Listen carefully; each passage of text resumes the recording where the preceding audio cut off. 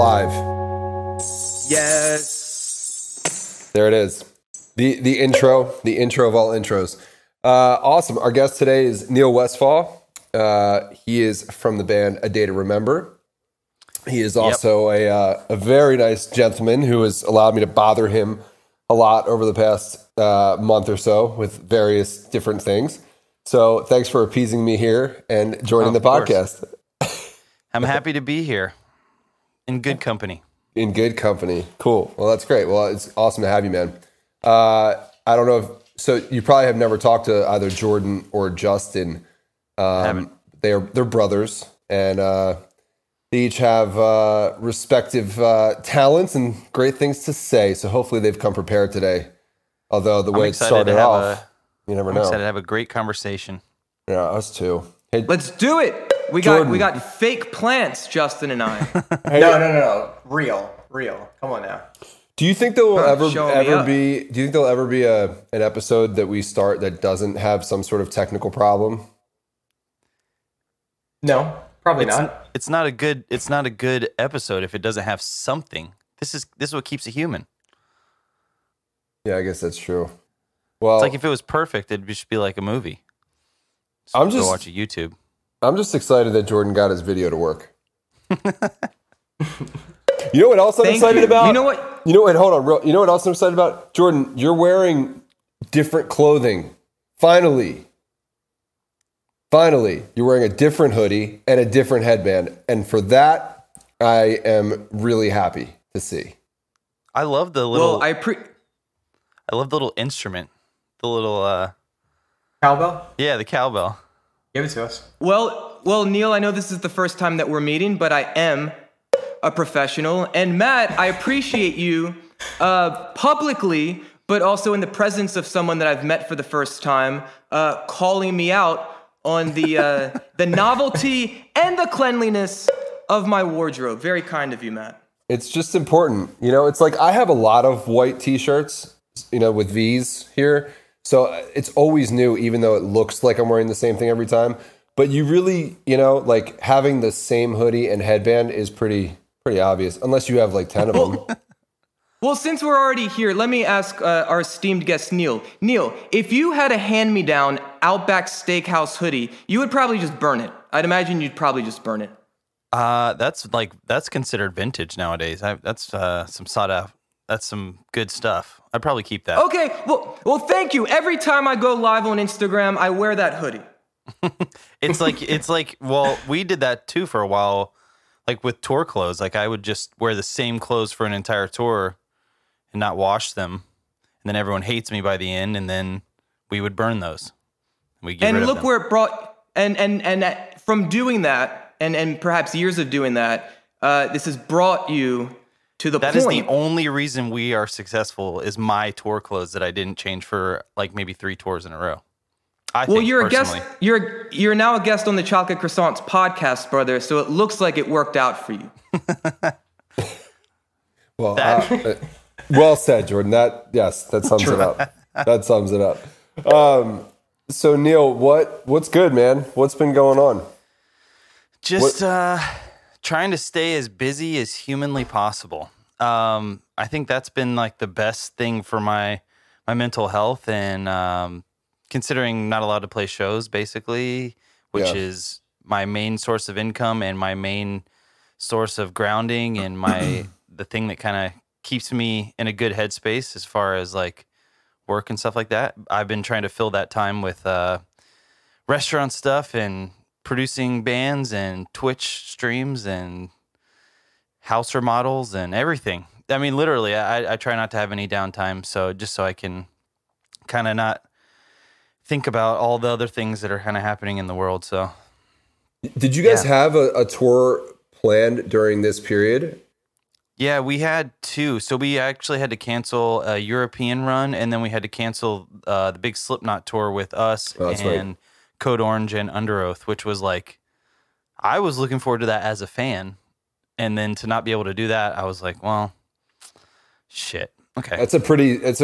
I remember when that tour got announced, and I was just thinking that is one of the most stacked bills I had ever seen. It's just crazy that those bands us included, can get together and play in the same night, and people are just like, yeah, this is like my Spotify workout playlist. This is pretty normal for me. Yeah. It's just cool that can happen. I would have loved to seen that show. And so not to get too much into probably what is band business, but it's interesting, two of the bands that are on that tour have done pretty substantial live stream things. Mm-hmm. Is that something you guys have talked about at all?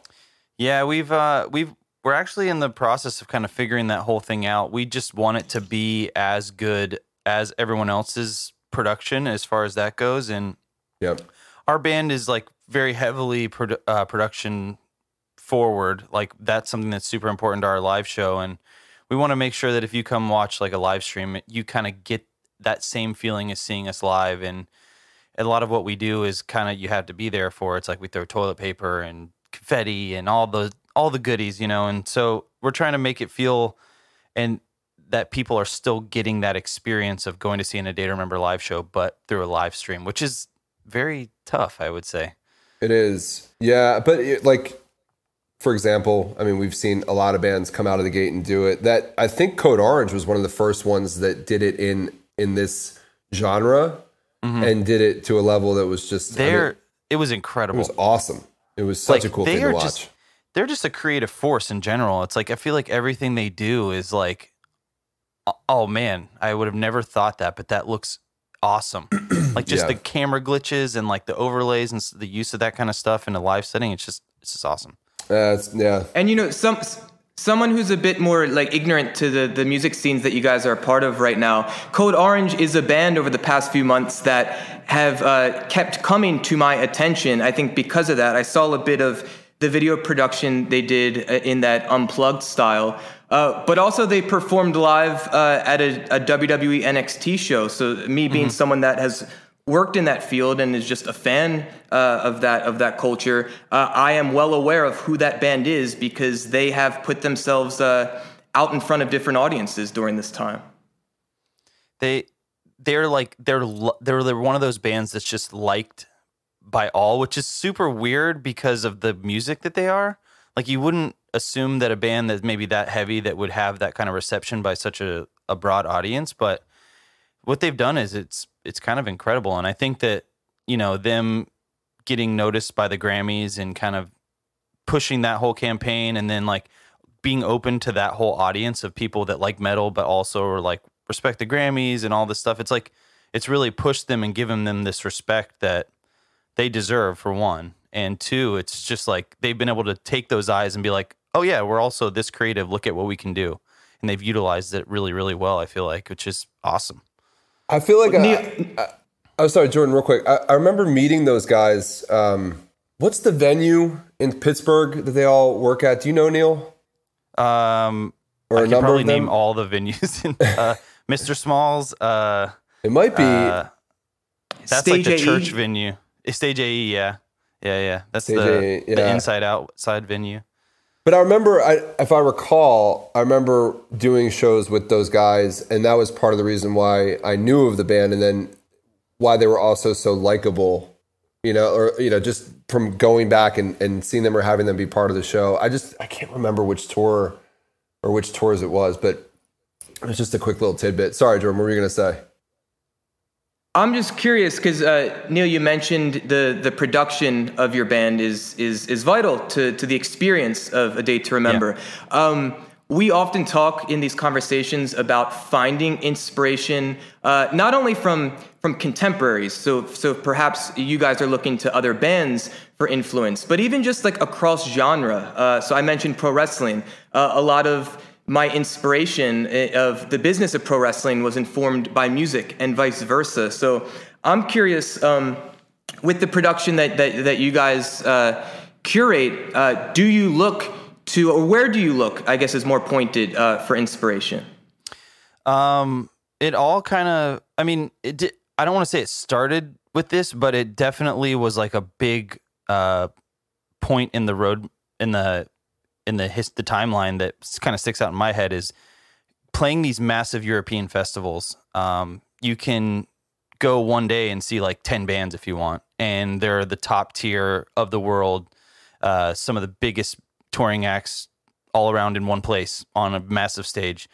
So watching Rammstein play in Germany, and then every song their stage changed. And so it wasn't just like one new element was added. It was like the entire stage production was this new elaborate piece of artwork.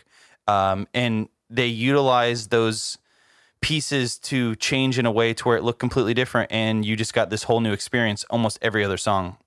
And so that was like a big thing. And we're like, man, I don't know what this guy's saying. He's speaking in German. Their band is awesome. So like they're heavy and they're really, really fun live.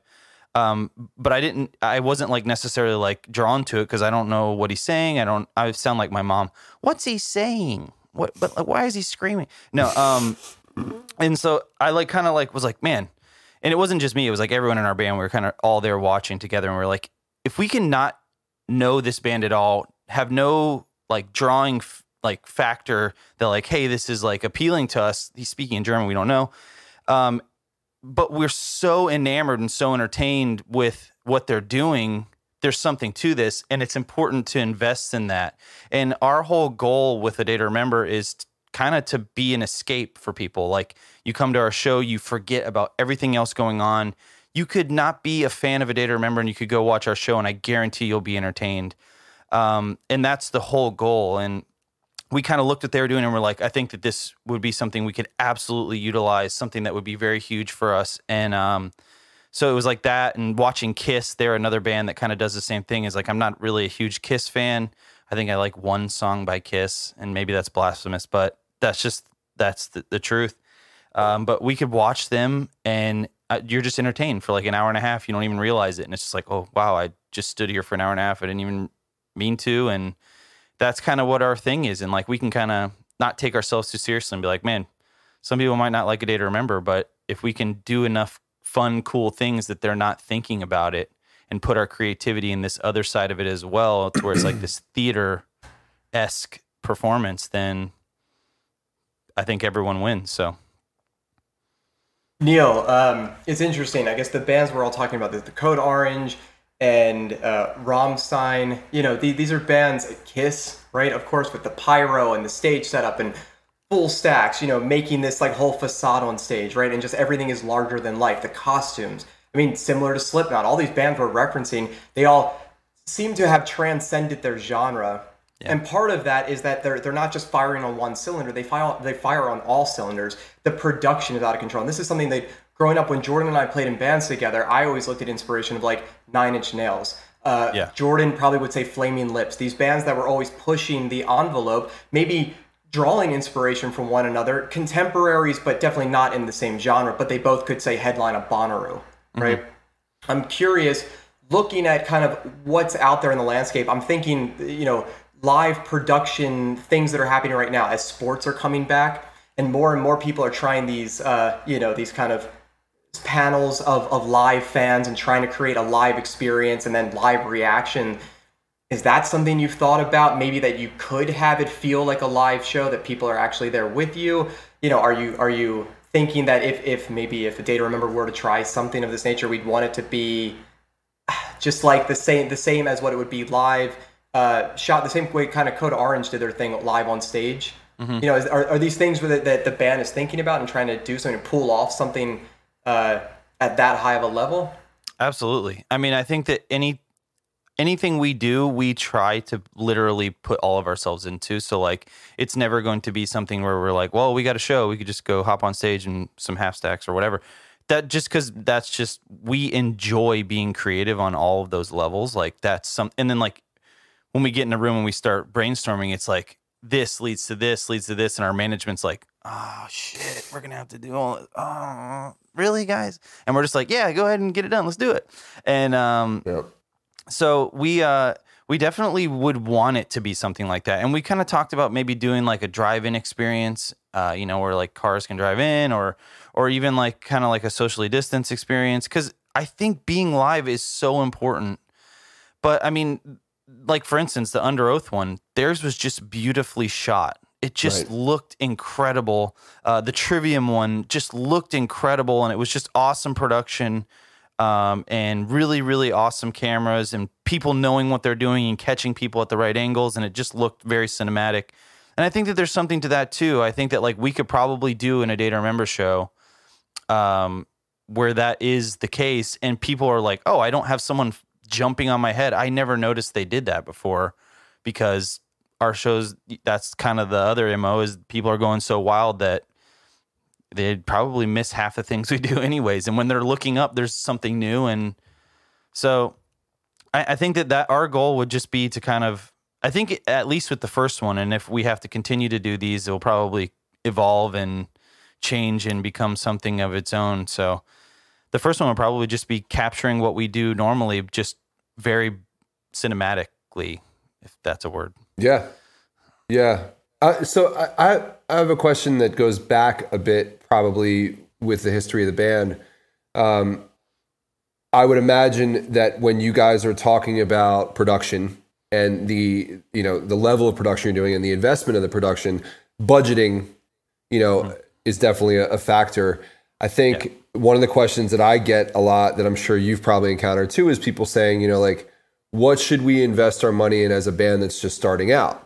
Should we invest in production or should we invest in XYZ? I'm curious if it's okay to share what some of the earlier conversations were like with you guys deciding, like, let's put it all into production and let's screw the idea of making any money on this tour because we're going to invest it all here or invest it all there. If that's still an active conversation, I'd be curious to hear kind of what the mindset is there for you guys, because obviously it's different in every camp. Yeah.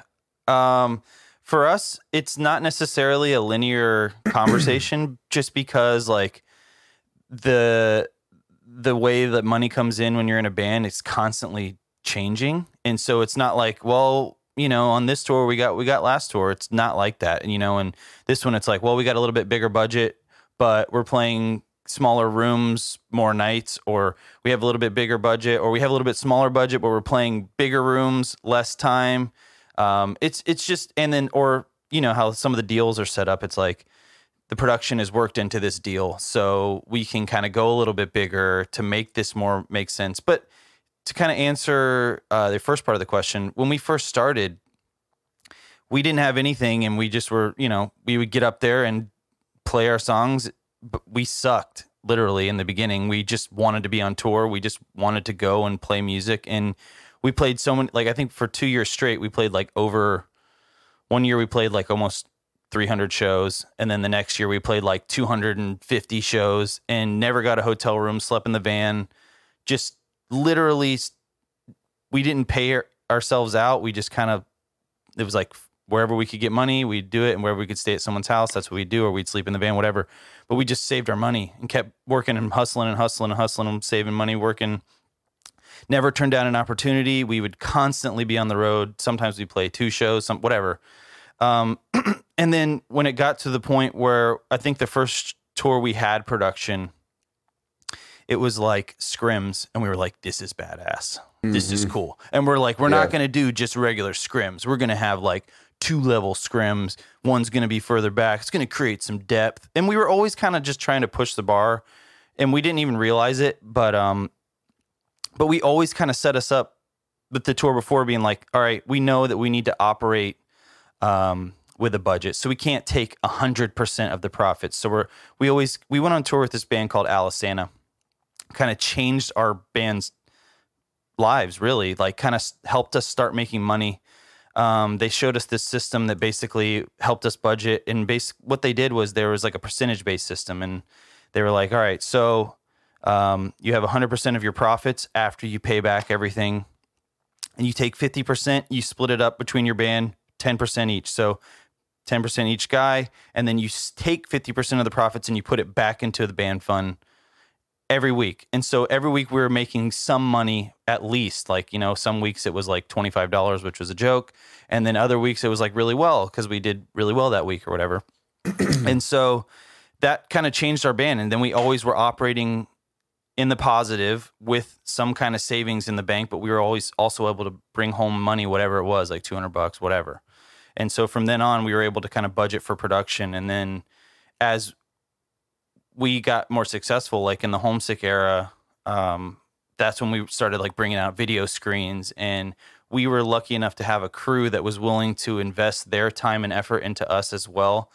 And I say that because like they were coming out and doing like 3-person jobs. Like each person was doing like, our lighting guys like, yeah, I've never done video, but I'm willing to learn for you guys because I believe what you're doing. I believe in what you guys are doing, and I believe in the sacrifice you guys are putting up. And so it was like a massive team effort. And I think that a lot of the pieces have to align for those things to kind of work out. And a lot of times when people ask me those questions, like, what do you do in the beginning? I'm just like, man, just play as many shows as you can and become the best band you can, so that when it comes down to the fact of like, should we make this investment? It's no question, because you're already so invested with your life that you've sacrificed all these things, and it's just a no-brainer. You're like, well, yeah, of course we're going to do that. I mean, we're going to the next level. That's just what we're doing. It's just that time. So that's the other thing is it's not linear, you know. It's like each tour there is a new budget, each tour there's a new thing, and it's not like it's kind of dependent on what happened before, but also like, for instance, the COVID thing, the things are going to be different now. We're not going to have the same budget that we had whenever. It's like you're not going to be able to make as much money. It's just the long and short of it. And so you have to decide, hey, we're not going to make as much money, or there's not going to be as many people there. How are we going to budget this production thing into it, and how are we going to make it make sense? Because it is such a massive part of our show. So it's constantly evolving, and it's honestly just one of the toughest parts about being in a band, I feel like. Justin, I'm getting in here before you. I'm curious, Neil. Back when you guys were at that point, sleeping in your van, trying to save the money that you were earning on the road through your hard work, and giving up all that time just on the hope of realizing a dream. My guess, given that you're so active on a Twitch stream right now, my guess is that this was a bit intuitive for you, but I want to ask it. Things that did not cost any money, like community building, like actually talking with potential fans, talking with fans, and things of that nature. Was that something that was obvious to you, or even leveraging social media at that time? Just leveraging tools that we all can use, whether we're a fine painter or we're hustling ice cream bars. I mean, these are things that are translatable to whatever you're sharing with the world. Was that part of your guys' mindset at that time? It was definitely in there somewhere, but it wasn't like something we thought about consciously. And we were kind of lucky enough to come up in the time before social media. Like our first tours were like, hey, let's print out these MapQuest directions kind of vibe. And we had a book with like MapQuest, and we'd be in the van. They're like, pass up the thing. And then we got sidekicks, and then only 2 of us in the band had sidekicks. So like, someone pass up their sidekick so we can get directions. It was like we were kind of in the era of figuring out being in a band and being on the internet, and utilizing that as a tool. Like we were part of the people forming these tools, I guess you could say. And it wasn't necessarily even thought of as like something that was a tool. It was just, at that time, it was a hustle kind of like, and you talk to people, and I think it goes back to like the personalities of a band. That's the other thing that I think is super important, is you have to have people that play different roles, and you have to have people that work well together, and you have to have people that have strengths, and then maybe that's someone else's weaknesses. And so like in our case, like our bass player Josh is very business minded.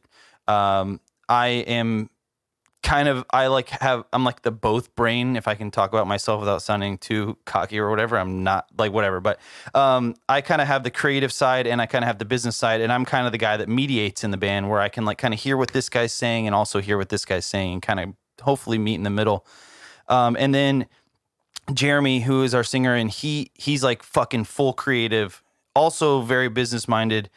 But like his whole thing is like, let's come up with the most wild idea that we can, and if it works, it works, and if not, we're just gonna make it work somehow. So you're gonna have those different personalities, to where like when you're at the venue and you need someone to go talk to the promoter, and you need to whatever, and then you have like there's fans around and you're always talking to people and you have to put on a good face and all this stuff, even when you don't want to.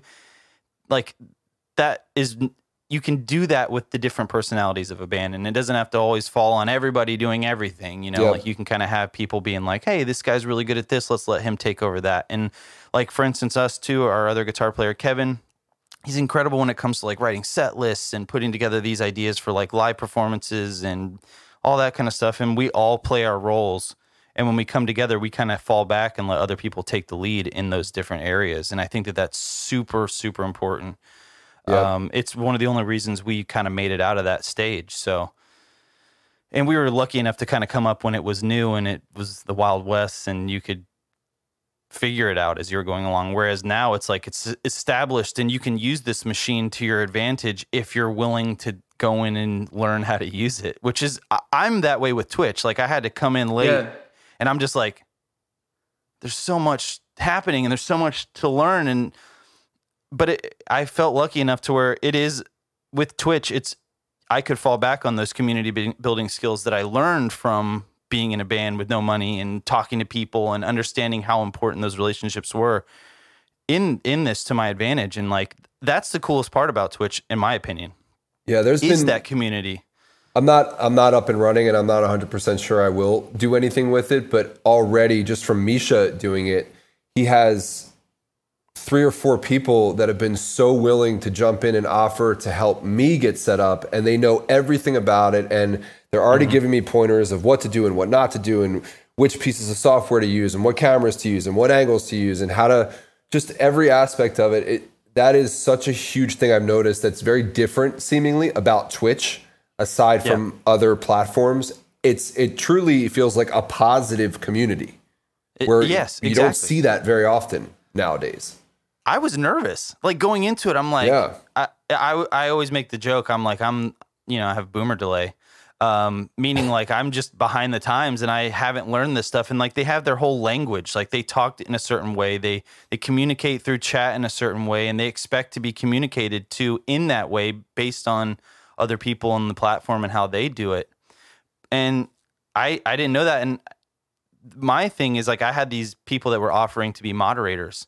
Who like came in and they're like, I love what you're doing. I love how you talk to people and engage with people. A lot of people don't do that. You know, a lot of people are doing their own thing and don't really acknowledge chat. And I'm like, well, that's my favorite part, is that I get to have a controlled way to communicate with people that want to talk to me. You know, like I can talk to you guys. It's through chat and you can respond in real time to me doing something and get excited about it, which makes me excited, especially now in this time where I just am looking for reasons to be excited and reasons to be like, yeah, this is awesome. So the community is like, again, unlike other places on the internet, it is one of the only positive communities. I feel like all the other ones are just so toxic certain times. So it seems that way. And the mods, the people that are willing to step up for your community are angels, man. Like they really are. They're lifesavers. And I don't know them. I've never met them in person.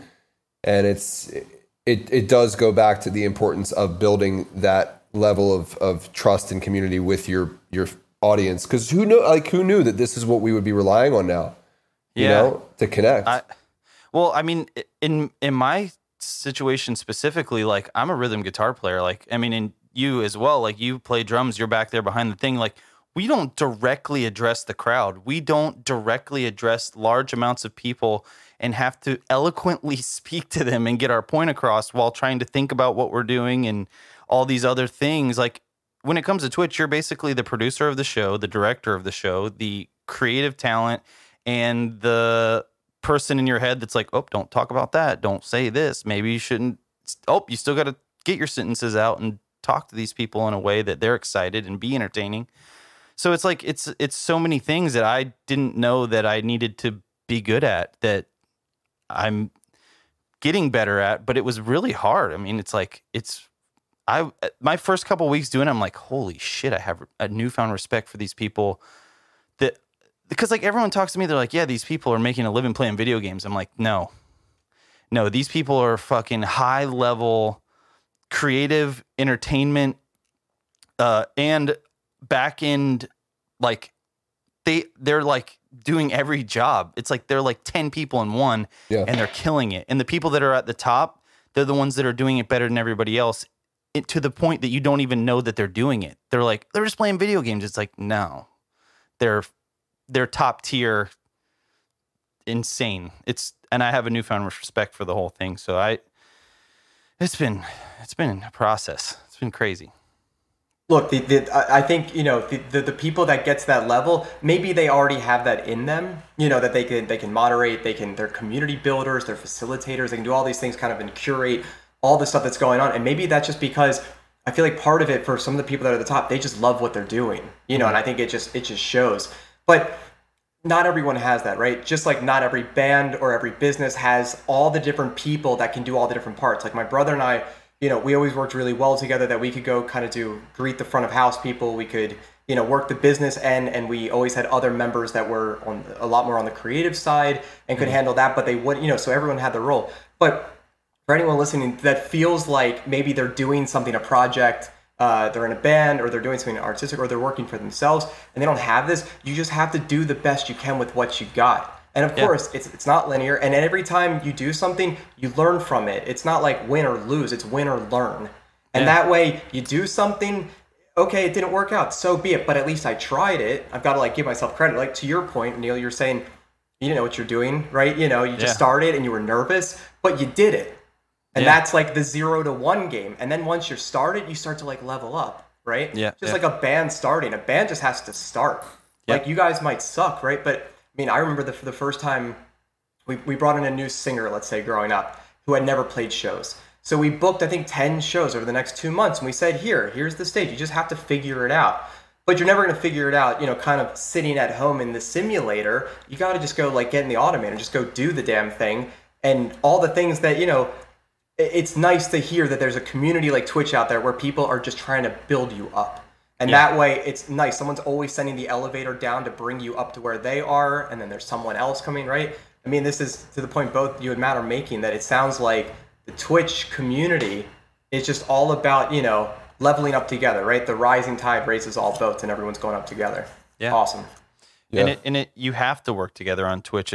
You have to go and be a part of the community. You have to go watch other people's streams and comment and support and talk to those fans. And it's the only way that it works, is if everyone's working, and then you can be a person that's in front of the camera, but you can also be a fan and go and support. Like I watch Misa stream all the time. It's like one of the coolest things on there. And it's like being able to see him in his creative element.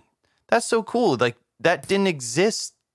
Like 2 years ago, 3 years ago, you had to go on YouTube and someone had to produce a video and you had to edit a video, and it took all this time and effort, and it's rad. But like now you get to see it in real time, talk to the person, and they get to talk back to you. That never happened before. And that's fucking awesome. Man, imagine because I've seen like Matt Garska doing a lot of stuff lately.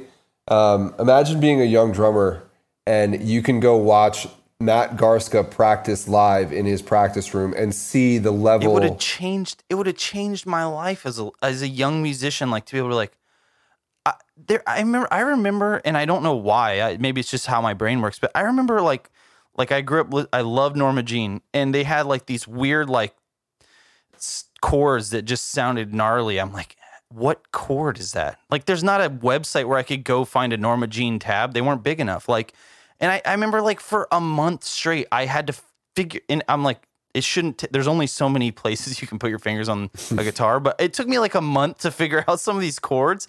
And it's like, if I could just watch this guy on Twitch and be like, oh, cool. That's how you play it. It would have changed my life. It would have just like exponentially, if I was willing to go and learn, you can learn. That's the whole thing. And I think that's what drives me to do this is I'm like, we never had any playthrough videos for any of our stuff before this. So like if you wanted to learn our songs, like you had to rely on tabs that were kind of inaccurate and whatever. And that's what's caused me to like play all these songs that we haven't played in forever. I'm like, this is how we play them. Yeah. And if you want to get your guitar, like I'll be like, we play this tuning. This song is in a weird tuning. You probably never would have found that online. This is why we do that for this part of the song. In the middle of the song, I stop and retune. Kevin plays. Like people don't know these things. And like I try to like tell stories, and I'm like, this is how I play the song. and I try to like find creative camera angles to show that, which is really hard. I think Matt Heafy does a really good job of that, like kind of utilizing like the strumming hand and the picking hand, and then showing him and how he like does all of these things at the same time. That's what I wanted to give to people. I'm like, hey, if we're going to be in quarantine, let's learn something together. Like, this is me learning Twitch. You can learn guitar. And I guarantee, like, our band especially my role in our band, it's not so hard that you couldn't get it in this amount of time. If you really wanted to learn guitar, I could be a great bridge for that. You know, it's like we have songs that are literally just 4-chord songs, like Green Day songs. And then we have stuff that's like super kind of technical metal stuff and everything in between. Like, that's the coolest part about our band, is it was kind of our journey as musicians and just being like, well, this is a cool song, I guess. I don't know. And I think that's what keeps me wanting to do it, is like, hey, hopefully someone is playing along to this at home. If they're not playing along, hopefully they're singing along, or hopefully they're sitting there with their friends, and because they can't be at a show, like they have like 2 or 3 of their friends over and they're wearing a Day to Remember shirts, and they like got beers or whatever, they got food and they want to just hang out. And I'm like, that's what keeps me wanting to do it, because it's not easy. It's a lot of work, but it's awesome. It's worth it, I think. So I don't know. No, it seems like it's worth it. I love the format that you have, which is the educational side of it. You know, we obviously chatted briefly about that a couple weeks back, but at least from what I've seen, I haven't seen it done that way, with that being the focus. And has that did that fall into place as like, this is the focus of your channel, or did you actually set out with it being sort of educational in vibe? In my head, I needed something to make me feel comfortable. Like, as far as like I said earlier, like, I'm not the front man. I'm not like the guy who's constantly entertaining. Like, I'm like a class clown kind of vibe. Like, I can make jokes and do that, but having that for me is what made it fun. And like being able to talk about these things that have never been talked about to people before, and kind of like help people understand why. Like, that is what made it really fun and interesting for me. And it was like something that I wanted to do, but I didn't think that the Twitch would be, I didn't think I would have the response that I have had with this part of it, and this become the main focus. Like, where in the beginning I was like, I'm going to show how I make Kemper tones, and I'm going to show how I produce in the studio, and all these things that I also do, that I felt like people would be interested in. But this just kind of was like, hey, I actually can practice a lot. I'm practicing now more than I ever have. I'm playing songs that I haven't played in years. And it's just going to be a positive for me in my life. So when we do go back to playing shows, like, I'm going to be on my game. I'm like, I'm on point.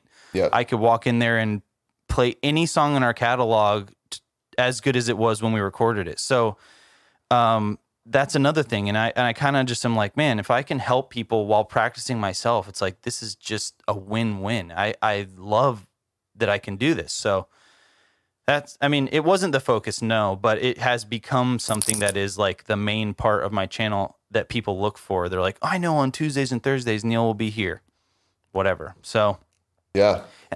I have one other question in regards to Twitch, then we want to shift gears a tad, but, let's say things do go back to some sense of normalcy and you guys do get out on tour, I guess my question is, like, when you commit to a Tuesday, Thursday schedule or something like that, and then you have to go, is that hiatus and then you come back to it? Is it, obviously everybody would understand, like, you're going on tour. It's a good reason, but is it something that you see as being, a longevity thing that's sustainable? I think it would change, but I do still want to do it. Like, my goal is, so I really like the aspect of building things. Like, the idea when I found out that I could like build my own computer, like I built my own computer when I was younger, and then I like realized that not much has changed. Like, things just got better. Like, they're still the same parts. Like, you still need CPU, you still need a graphics processor, you still need your memory, whatever, motherboard. So I was like, oh, it's like the same, but just better. So like, I'm like, I already kind of have a grasp on this, and I'm like, this is like adult Legos. So I'm like, got really excited about that part of it. And then I like built my own studio computer, And then the computer I'm on right now is at my house. So this is like I can still see my wife and my dogs and everything and not be at the studio all the time. So I could do streaming here as well. But like that was like another aspect of it is like, I'm going to build a computer to go on tour. So like I am currently building my rig for whenever we go back on tour to where I can still just bring this entire setup and it's just in a road case, screen pops out, camera has an arm that I can attach and it looks just this good and I have lights involved, whatever. But I think it would change, like the schedule would change, like where it would be like, we would usually be playing at 9:00 usually. Yeah. It would probably be like, I'm going to do the warm up. You guys can pick the songs that I'm going to warm up. Interact with me. We're playing tonight in Toledo, Ohio, whatever. And obviously that depends on like venue internet, right? Because we all know how that is. But yeah, I think that I would still do it, just maybe change and kind of like try to adapt and give people a new view into a different part of this whole gig, you know? Well, good on you, man. Your supporters will love that. They'll love that. Imagine the intimacy of feeling like you're going on tour, but not, obviously it might be easier to just go live on Instagram, but the depth of a platform like Twitch, if you're able to literally build that out and take it on the road with you, what incredible access and what just incredible value for your audience. The crazy thing is like, I never even thought about it like that. I was just like, oh, this is what we're going to do. And it's just how it's going to be. And to be honest, like this has taken over so much of my life recently that I don't remember what it was like before this was a part of it, which is kind of a weird thing. Like that happens with like a lot of things, like where I'll get into something and then I'm like, how did I ever live without doing this? Cause it's so important to me now. And I like it so much and I gain so much from it. And I put so much of myself into it. It's just like, I couldn't imagine going and not doing it. I don't know. It's a really weird thing. It's the new norm. Amazing. I mean, look, to the same point of trying to learn that chord, that Norma Jean chord. I mean, I think about those tours of Norma Jean and Scarlet and Every Time I Die. I mean, Scarlet. Right. Those, man, big lights, Scarlet, just flashing. But this was like where a lot of kids, we learned DIY 101 of like, you can buy 500-watt work lights for like $10 a piece, and you can put them on power strips, and now you have a light show, right? And I'm actually sitting here, I'm thinking back on what we maybe experienced as growing up and learning how to do all this stuff, production on a very small budget and a small scale, and make it look way larger than life. Right now, people that would be kids that would be coming up, or teenagers coming up in the scene, they're going to be missing all of that. So I think there's so much value to even just kind of showing how simply some of that stuff can be. I'm sure there's people out there that would be doing stuff like this on Twitch, but imagine if we had that access growing up to see our favorite bands on tour or watching them do their warm-ups, and if we just get inspiration from that, how quickly we could, as kids, we would have leveled up as well. Yeah, it would have just accelerated everything. It would just been like technology now. It's just happening faster. It would have been cool to see that in humans as well. I mean, I think that's kind of the other cool thing is I think once we get past this COVID thing and kind of get back into what everyone wants to do and be around each other and whatever, we can see how much people have grown. And I think it's going to be a whole new landscape. You're going to have a whole new group of people that were like busting their ass, like working out or learning a skill, or now they're like, they put in their 10,000 hours and whatever because they've had the time to devote to it.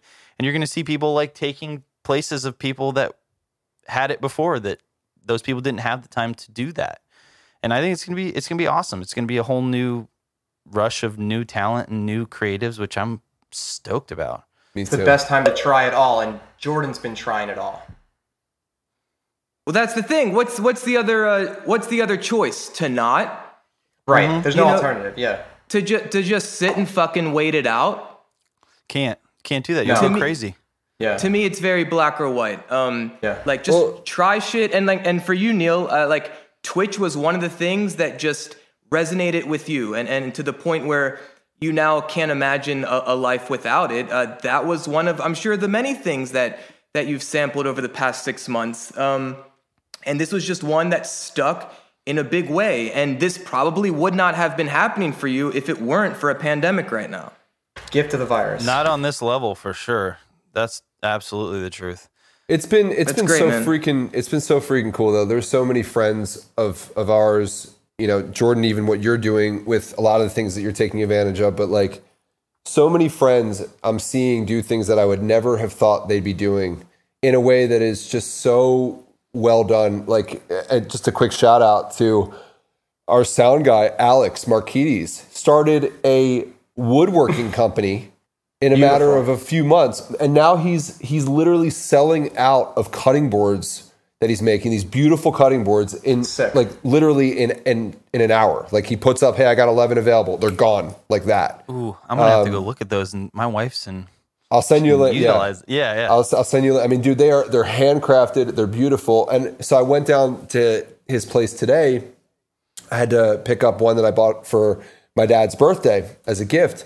And I'm talking to Alex's mom, and she's like, yeah, he was just so bored and miserable. He didn't know how to do this stuff. He's creative and he figured it out. And in a matter of weeks, he like started off, he built a table for their deck. And then he built like another little coffee table. And then he started figuring out how to build these cutting boards. And now people are hitting him up from all over the US that he doesn't even know. People that are just discovering it from, you know, that the connections you have on Instagram and so forth, being like, hey man, can you build me like a butcher's block table? Like that I can put in my kitchen as an island. So now he's like contracted to build these huge blocks, dining room tables, all sorts of stuff. And it's just amazing to see people like that are taking advantage of this time. As you said, putting in the 10,000 hours to where when this stuff does finally turn around, it's like, I wonder, you know, if he's going to have too big of a business with this, that he won't even be able to go back out on tour. And I think there's a lot of people like that, you know, it's really, it's just so great to see that kind of stuff, like those stories. And, well, everyone always talks about the negative, right? Like everyone always is like, the internet's bad because of this and blah, blah, blah. It's like, dude, go to YouTube University. You could become a woodworker if you're interested in woodworking. You could start a Twitch stream. Literally, there's so many there's so many things that you could take advantage of on the internet that are positive, that could push you in the right direction and change your life. Literally, and it doesn't have to be what you thought it was going to be. That's the other thing, is you got to be malleable. You got to be able to go in and be like I said, I didn't think I was going to be playing. I didn't think that. I didn't know what it was going to be. I just was like, well, I'll try, whatever. And I'm sure with him too, it's like he didn't think he was going to be like contracted to make these huge things where it's taking most of his time and all this. He's like, I just don't want to be bored, and I want to feel good, and I want to make something that, you know, gives me that happiness and that feeling of going out and being on tour or whatever. Yeah. It's so important. Well, I hope the example of it pushes the people that are sitting around saying, I don't know what to do with myself. I'm miserable. I hate this situation. I have no control over what's happening to me. I'm just going to let it, you know, take me over. It's like, I hope people realize that they do have the opportunity right in front of them to create something. You just have to be willing to go try it. And that's the key. Right. It's like, take the steps. So switching gears before we wrap up, I want to keep an eye on time. You know, you talked about obviously cutting board and your wife. So I mean, we definitely should talk about Winter Park and kind of what's going on with that. Last we spoke, I know that you were kind of still working on getting certain aspects moving. We are full on into it. Awesome. We are, we just wrapped it. We just got all of the permitting for all of our framings done, all of the electricals done, all the plumbing's done. Our hood system just got installed. So we're like moving, like we're on to like finishing, and our opening date, which is, so I guess for the people that don't know, my wife and I are opening a restaurant. My wife is a vegan chef. Little quick backstory. We met on the Blink tour. She was Travis Barker's chef. I couldn't talk to her the whole tour because I'm like, Blink-182 is my favorite band, like, which is another thing. It's kind of weird. I'm like into all these different types of music and whatever. But Blink-182 is the band that got me into playing guitar, got me into writing songs and wanting to play music and kind of shaped my sense of humor. And so being on this tour was huge for me. She was their chef. I was like, wow, she's untouchable. She's beautiful. I need to talk to her. So we met on that tour. Kind of at the end of the tour, I finally talked to her. We fell in love. We've been together for 3 years now, which is fucking crazy, 4 years. And so she moved to Florida to kind of live with me because I had a house here. She was living in LA. We did like the whole pros and cons thing. Taxes are crazy out there, so I didn't move out there. And so she moved here, and the whole personal chef thing here doesn't really exist. There's not like the need for it. Like in LA, like she can't just go work for Travis and then go work for whoever, all the other clients that she had. And so her whole focus kind of changed when she moved out here, and she moved out here for love. So it was like kind of this awesome story where, you know, girl moves for love, reevaluates life, opens restaurant. It's kind of crazy. So we're in that phase and kind of opening this restaurant, and it's her first restaurant, and it's something that she kind of did out of necessity, where she was in her, she couldn't find work as a personal chef. So it was like her own little mini COVID experience, but just before everybody else. So she was like stuck at home, not doing anything, kind of losing her mind a little bit. She's like, you know what? When I got started cooking, I would just she lived in Baltimore. She would bake bread, bring it to the market in Baltimore, and she would sell it at the farmer's market. And so that's how she kind of got started being a chef. And the reason she decided to become vegan is because it was cheaper to cook vegetables.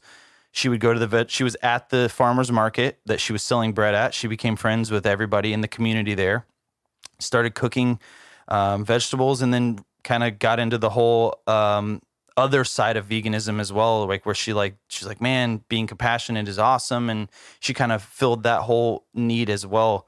And then fast forward to where we're at.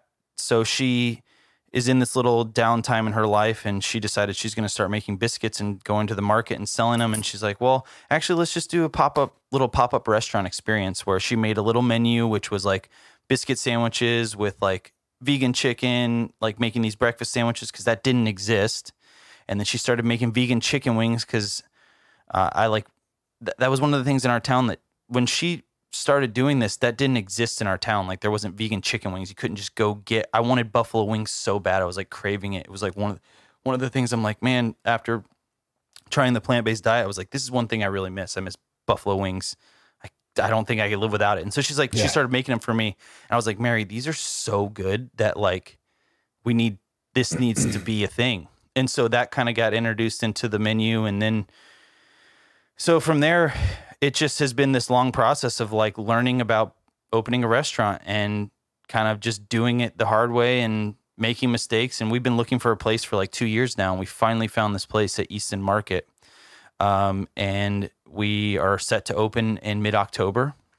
And so it's our first time dealing with construction on a commercial level. It's the first time dealing with restaurant construction. She has literally, she's incredible. I can't talk enough good about my wife in this aspect, but she really has just, she was malleable. She went into this, she was a chef, and that was her part of it. And she just fucking took on every other aspect head on. Like, I don't even want to say fearlessly, because I could tell she was scared, insanely scared. And so like my input is like, I always love food. That was my favorite part of traveling. I probably should be like 400 pounds. I love food so much. And so I always wanted to open a restaurant. And then when we got, that was like the first thing that we talked about when we got together, is like, you know, one day that would be so awesome if we could do this. And it's happening now. And my input was kind of saving all my money from touring. And then now I'm like, that's my side of it, is like, I'm like, all right, well, I'll try to fund as much of it as we can, and we'll kind of learn about it. And, you know, and so we're just figuring it out, which has been, again, it's like the whole Twitch thing. It's just fucking crazy. Yep. It's been awesome. It's been one of the most challenging and rewarding experiences that we've ever done as a couple, and I think as we've ever done as individuals as well. So, yeah. Sorry, long-winded little story there. Not to mention, it looks, I told you this before, it looks amazing. The food looks ridiculous. Oh, that's the thing, is for me, it's a no-brainer, because I'm like, I can taste your food, and I've traveled the world. Like, I've tried to eat as much food as I possibly can. Like I eat vegan food all over the place. I eat regular food, whatever. I'm a dumpster. I just love good food. And I'm like, I've tried food, and your food is like, it's special. There's something about it. You're doing something that no one else is doing. And maybe there's people that are trying to do what you're doing, but you figured it out. You put the work in. You've done this before it was like a necessity because you cared about it. And it shows. And it's like, it's just, yeah, it really is. It's incredible. I'm excited for people to be able to try it on a regular basis, because that's been the biggest thing is like everyone hits me up and they're like, how do we try it? I'm like, well, we'll have you over for dinner, but you can't really try it any other way. So Neil, I'm sure you can attest to this, right? That your wife, she's been at this for a very long time, because I remember the vegan homies in Baltimore buying Nom Yourself, the book. Yeah. The book came out, right? Yeah. I mean, this is like, for someone like who comes from dietitian, I come from like the food world. I love nutrition and food and eating food and the whole nine, right? That world is just awesome. She's been doing this a long time, right? And part of the proof is in the pudding, that if you put the work in, hopefully will get pretty good at what you're doing. And I think it's similar whether you're learning guitar or you want to, take your favorite meals and make them plant-based. And the cool thing about all of it is that she's been doing this like way before Beyond Meat, No Evil, and all these brands were kind of hip to this. So that was one thing. I just want to, all the credit. It's just awesome to see what you guys are doing. I can't wait to tell her. I can't wait to tell her that I talked to people that knew of her in Baltimore. Because I reached out to a friend and I said, she credits that place as shaping her as a human being. She loves Baltimore, and I'm like, Baltimore's cool. I mean, we played like the Auto Bar, but that place scares the shit out of me. I mean, I gotta be real with you. It's fucking gnarly.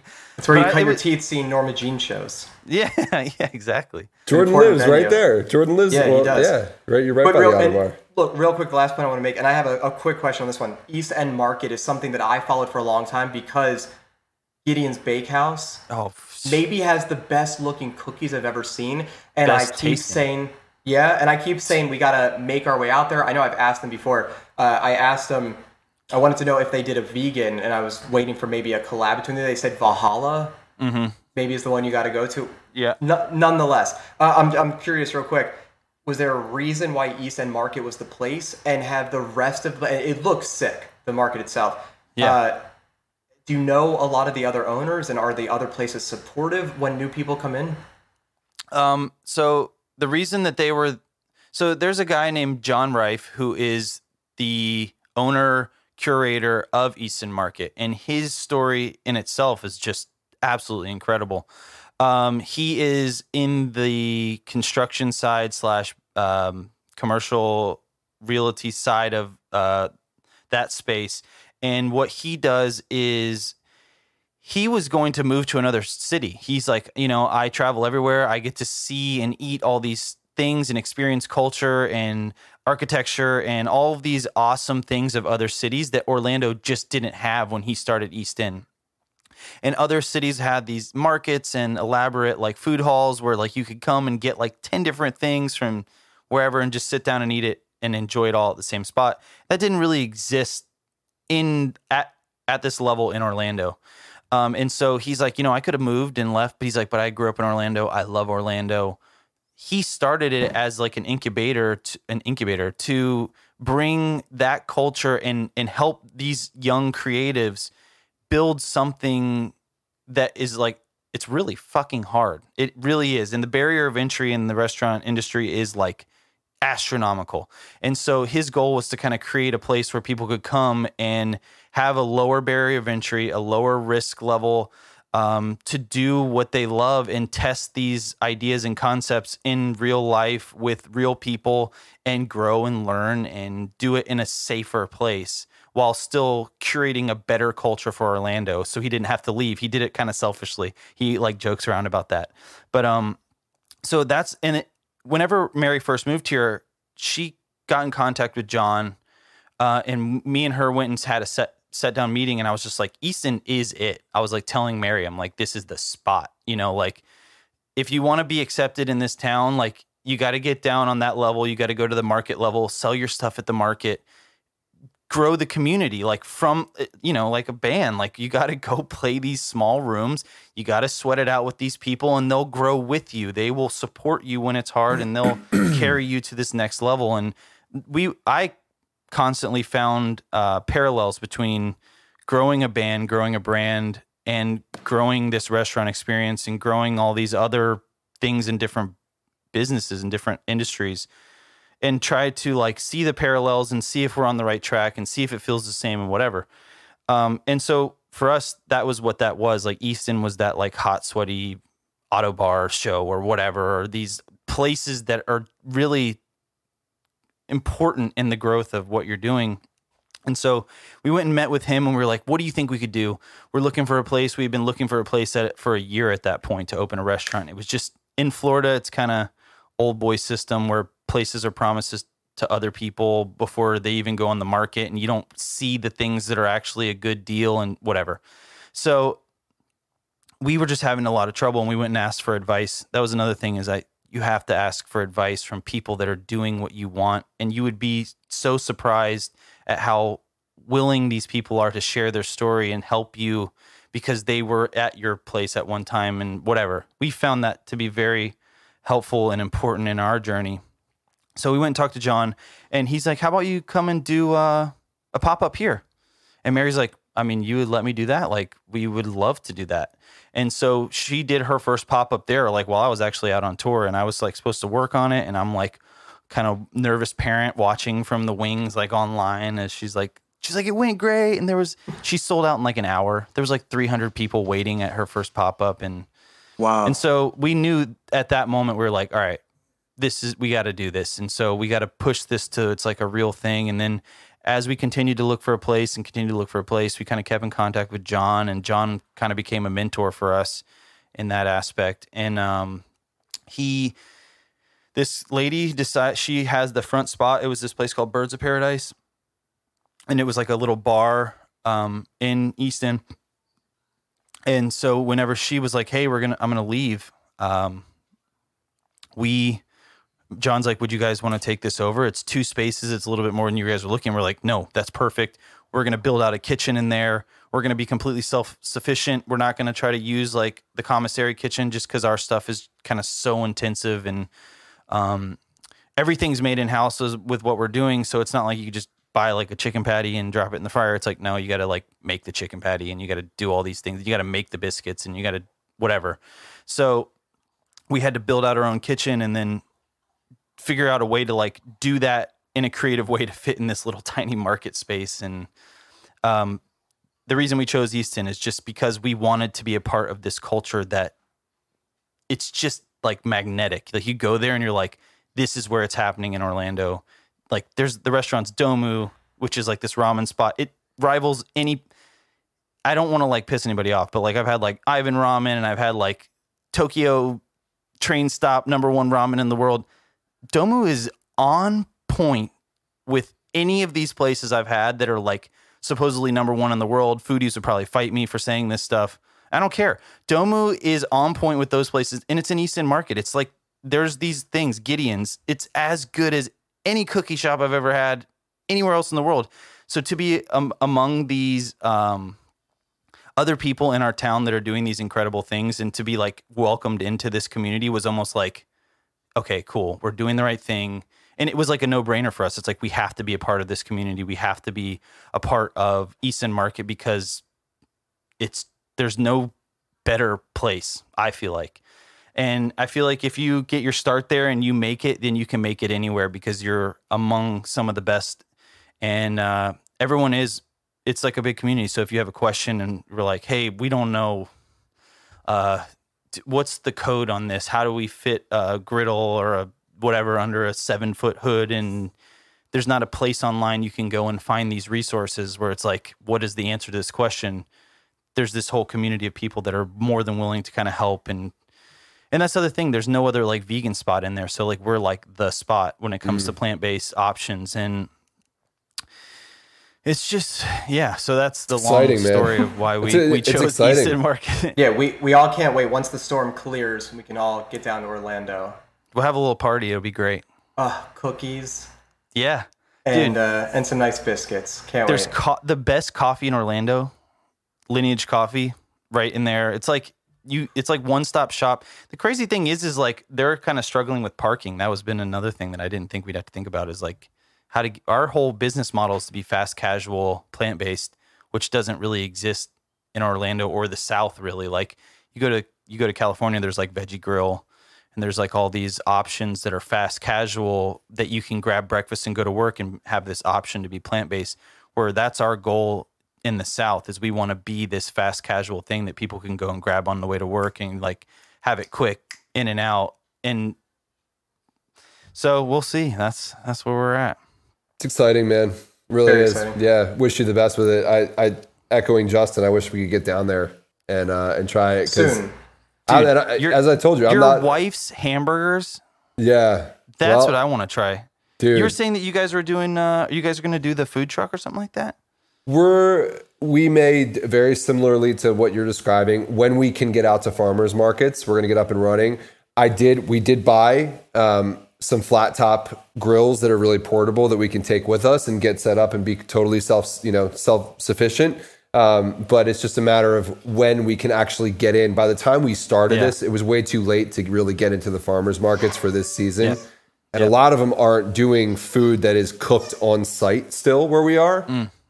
So as soon as we can, maybe in the fall, if not, definitely for the spring. But yeah, dude, I saw those and I was just like, oh my God. All right. Well, if we come down to Florida, we'll, it's not We'll do vegan, a big food trade. Yeah. We'll figure it out. It'll be rad. Yeah. Anybody, any significant other of somebody who is vegan, who wants an actual cheeseburger can just pop over to Nat's see, that's Stacks. me is like, I think my diet is like 85% plant-based, right? And so like I was for 2 years I was completely vegan, eating all this stuff, and I had some issues. I went to the doctor and he's like, look, you got to reintroduce some of this stuff back in, because I was having some things that I was deficient in that I guess whatever that reason is. And I guess I've found out since then that I could introduce it in different ways, but the easiest, most convenient way, because I was on tour trying to eat vegan in certain places, like I'm kind of like a snob in that sense now that Mary's cooking food. I'm like, I don't want to eat that. I'm not a salad and French, I just can't do that. And so I was like deficient, whatever. So I started eating meat again, but that's me. I'm like, I see that stuff and I'm just like, oh my gosh, I'm a weak Gotta have spot balance, for man. burgers, dude. I'm like, Gotta have a balance. Well said, Matt.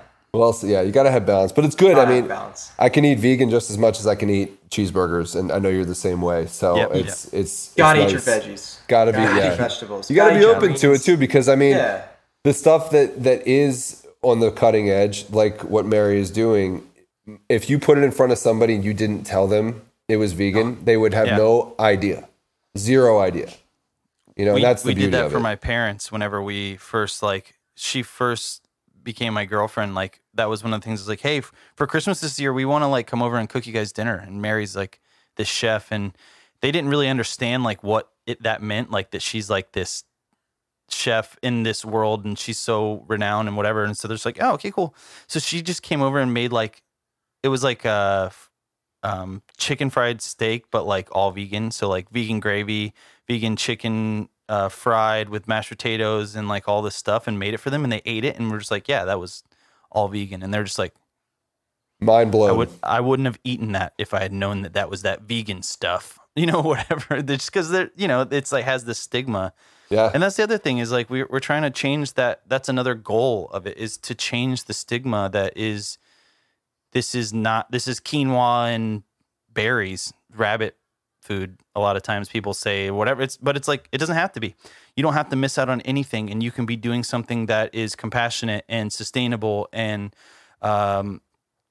is, even if you just change one meal a week and you ate vegan one meal a week, it's going to make a massive difference. And so that's what we hope to give this option to people. It's you don't miss out on anything. Come eat this food one meal a week, whatever. It's awesome.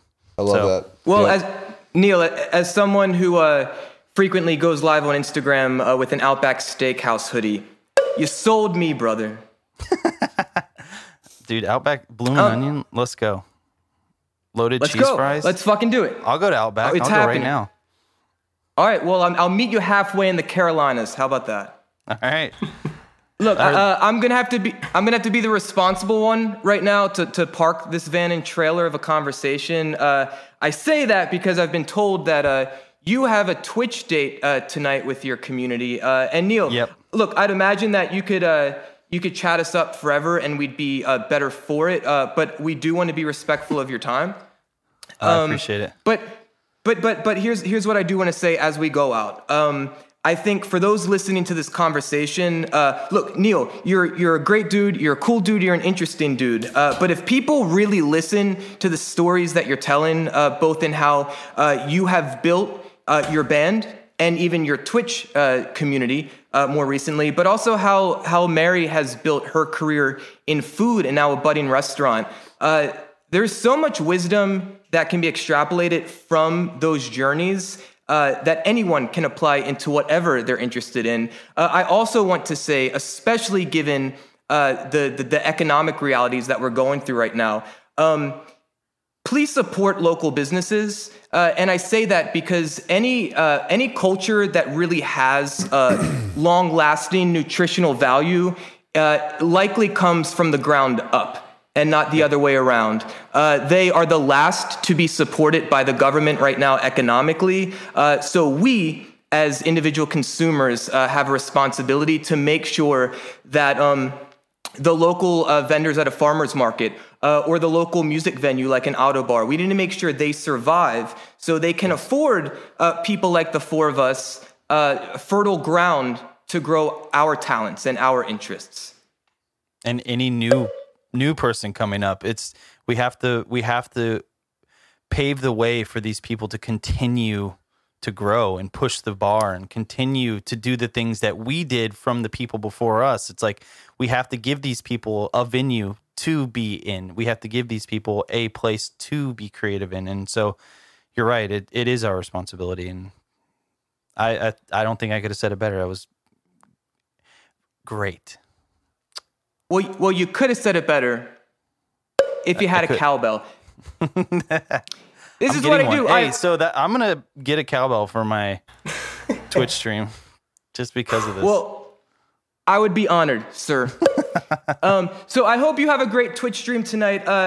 Everything will be in the show notes. The Twitch stream, the upcoming restaurant. Neil, just let Matt know everything that you want us to include. For those listening to our voices right now through your podcast app, we thank you. But hey, you could actually be looking at the faces of myself, Matt, Justin, and Neil Westfall by watching us youtube.com/Chocolate Croissants, or just simply search Chocolate Croissants podcast in that YouTube app, baby. We appreciate your attention. Chocolate Croissants. Neil, look, it's what a night in quarantine. You have a big Twitch stream coming up, and the supporting act was a podcast feature on a podcast about French pastries that has nothing to do with French pastries, but everything to do with French pastries. Fucking right. You are a hype man. You are seriously. This East End market needs to start giving you some coin as their hype man. I'm telling you, brother. I mean, I'll take any job at this point. I'll wear all the hats. He is a man of many hats. And Matt coming through with a little Judaism at the end. So Shabbat Shalom, an early one at that, Matt J. Halpern. Okay, we're going home. To those paying attention, we appreciate you. We love you. We ask that you please be kind to yourself. The man is Neil. Check him out Tuesdays and Thursdays, I believe, on Twitch. He is a wonderful man. He has given us his time, his energy, his attention, his passion. I have bells, everyone. I'm about to throw them across the room. I'm going to represent Baltimore right now on YouTube, and then I'm going to say, whoa. Hey, Neil, real quick, before I say bye-bye, yes. I just want to say thank you and much respect. Thank you for talking. This was incredible. I really enjoyed the conversation. Anytime, if you want to have me back, I would love to come be a part of it. So, okay, it was awesome. Well, I'm going to take. Thank you. I appreciate that. I'm going to take that as you saying that, yes, Jordan, I'd love to be a guest on your Instagram live show sometime in the near future. I'll do it. Love it. We're making shit happen. It was great to meet you guys. It's great to talk to you, Matt. Likewise, Thank you for having me. Absolutely. Yeah, Matt, it was great to talk to you. Likewise. Great to talk to all you fine gentlemen. Hell yeah. All right. We will be back next week. It's another episode with the Chocolate Croissants podcast. We will see you next time. And bye-bye.